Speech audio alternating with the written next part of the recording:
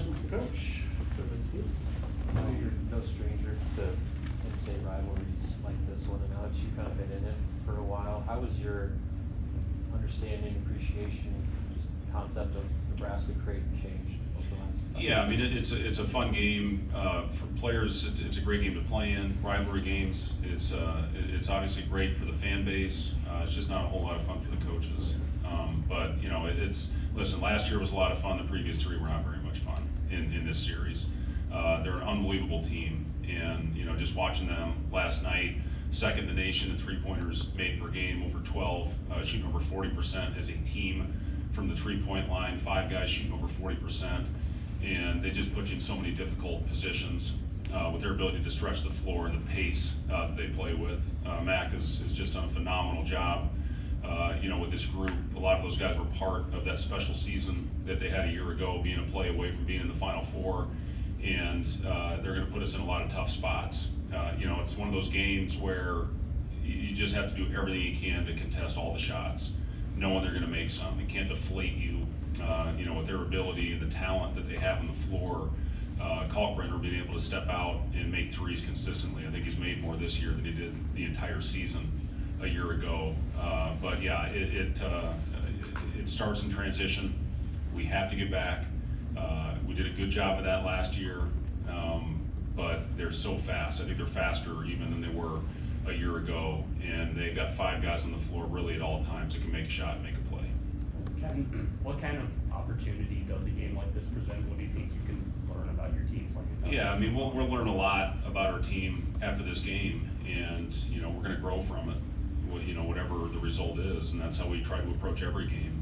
Is, you know, regardless of what happens out there, you're going to find a way to learn and get better and grow from things you're doing well. And you know, I think our team has been very resilient in that fact early on in this process.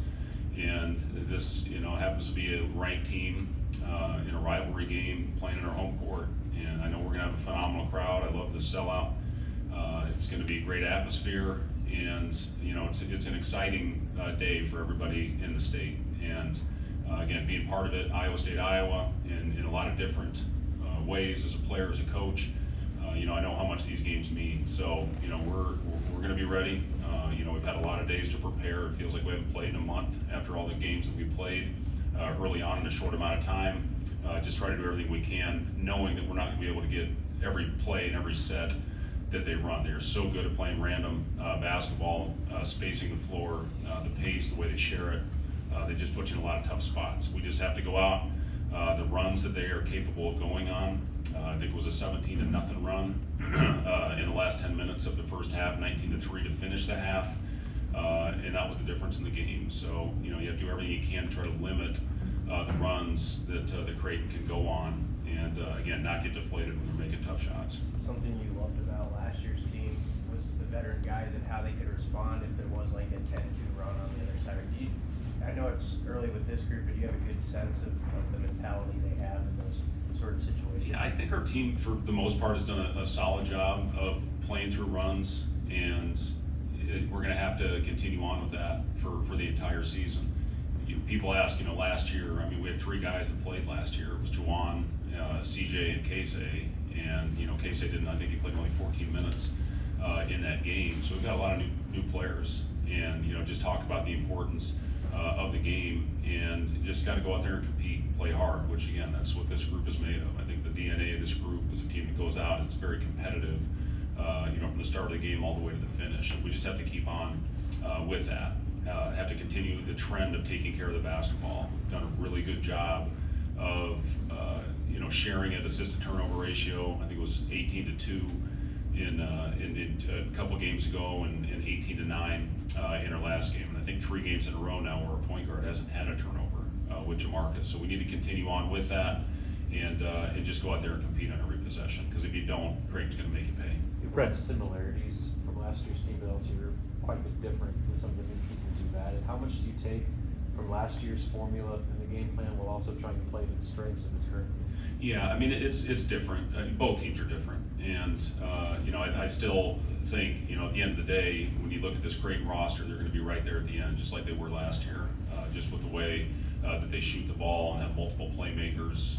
You know, Shireman is just playing at a completely different level right now. You know, Trey Alexander was phenomenal last night. Kalkbrenner's their rock. They can always throw that thing in there, and you know, generally good things happen when they do that. And then Ashworth, if he's by himself out there on the three, it's a layup. So, you know, they just put you in a lot of different positions, and then, you know, kind of that rotating spot with Miller, with Trout, with Farabello. You know, all those guys certainly are capable, and, you know, I think Frankie King is certainly their most physical player in the roster. So all those guys are capable going off for big nights.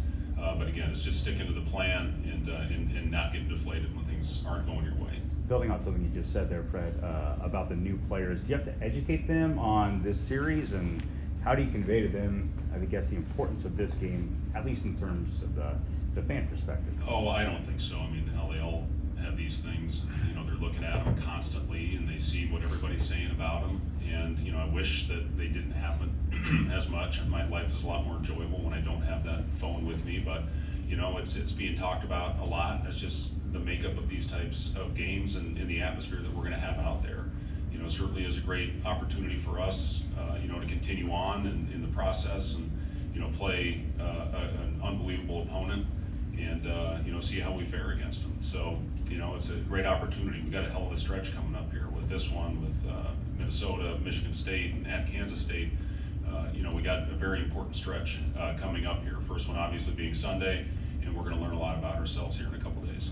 Bryce talked a little bit about the rest that they've got this week after a busy, first 7 games. What was kind of your mentality going through a full week off this? Yeah, yesterday was our heavy day, and, you know, we tried to get them up around a game type load. And, you know, I meet with our sports scientist every week, and we map out the week on how we want to, you know, map out our practices. So yesterday was a hard practice. Today was a moderate. Tomorrow's going to be a light day heading into the afternoon game on Sunday. We were able to get 2 quality days of rest. Guys still came in and got their work in, you know, getting up shots and that type of thing. But, you know, it was an important week to recover because we did have some guys with some nagging injuries, you know, but at the same time, try to stay sharp with the things that we've been doing. And it's delicate, you know, how much, you know, do you want to go? But with the things that we've been doing, you know, to have a week off in between, in some regards it's been good. In other, you know, on the other hand, it's a little bit difficult because I felt we were in a pretty good rhythm, you know. But again, we tried to make it as game-like as possible in yesterday's practice. Backed off a little today, and then again tomorrow's going to be a speed type practice and get ready for that tip-off on Sunday. You mentioned wanting to see more physicality. Just with that in mind, how have the past couple of days of practice?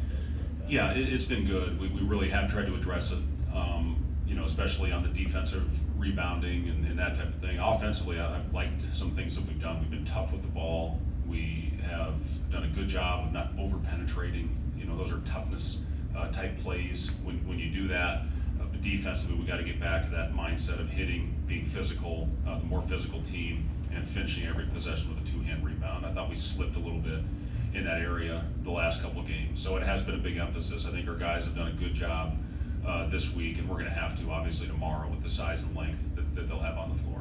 On that note, have you, watching Colorado State Creighton game, Colorado State was really physical against them.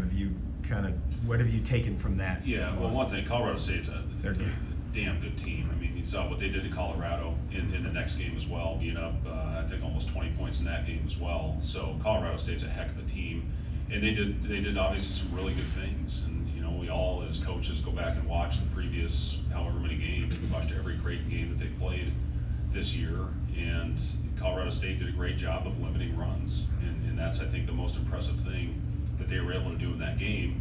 And then Creighton had one of those nights where the ball didn't go in the hoop, you know, and that's not going to happen very often with that team. We have to do the best job we can of making them miss and contesting every shot. And if we do that, you live with the result. But we can't give them wide open looks.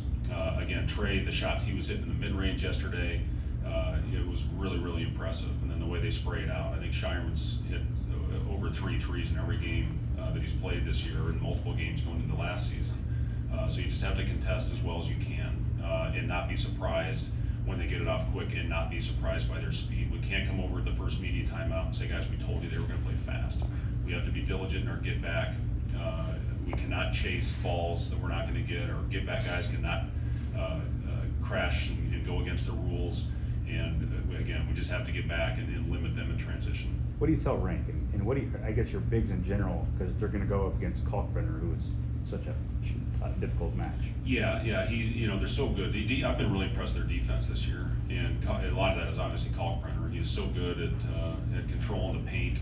They forced Oklahoma State into countless long 2-point shots, and Kalkbrenner's the reason for that. So again, you can't go over him. You're not going to get your shot up, and it's going to fuel them. His block shots fuel their break, and that's what I saw when you looked at the Iowa game. They had an 8-0 run, and it started with a block shot that led to an open 3 in transition, and then Kalkbrenner gets a rim run. That's one of the very underrated things that he does, is his ability to run to the front of the rim and get an easy basket in transition. And then the next possession, it was in 1 minute and 10 seconds, they went on an 8-0 run, and I think that was the final margin, was about 8 points in that Iowa game. So those are the things you have to limit, and being smart in the paint and having good shot selection in the paint is imperative in a game like this. When you have Kalkbrenner and you have King, who's a great pick and roll defender, you have to be smart when you get it in there. Any answer, Coach? Thank you guys. Yes.